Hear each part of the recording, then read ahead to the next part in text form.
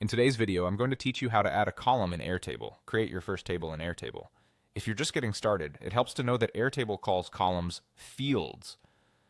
Fields live in the header row at the top of your table, and each one controls the kind of information you'll store in that column.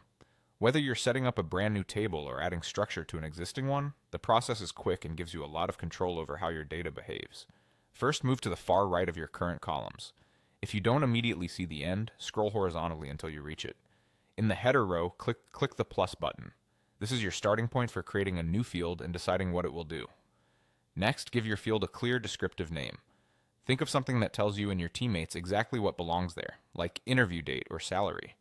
Short, consistent names make your table easier to read and filter later. Avoid vague labels. The clearer the name, the less confusion you'll have down the line. Now choose how the data should behave by opening the drop-down menu for the field type. This is important because Airtable uses the type to guide input, keep your data clean, and unlock features like sorting and filtering. If you want a color-coded tag, pick single select and enter options such as pending or hired. If you need to store files, choose attachment so you can add resumes or headshots directly in the table.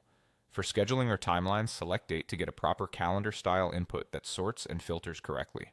And if you're connecting information across tables, use link to another record to associate a candidate with a specific job, keeping everything relational and organized. Depending on the type you choose, configure the options that appear. For single select, add the exact labels you plan to use so your team stays consistent.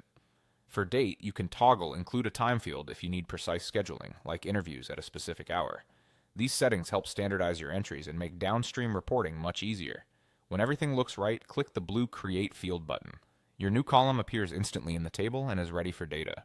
You can always refine the name or type later if needs change, but starting with the best fitting type will save time.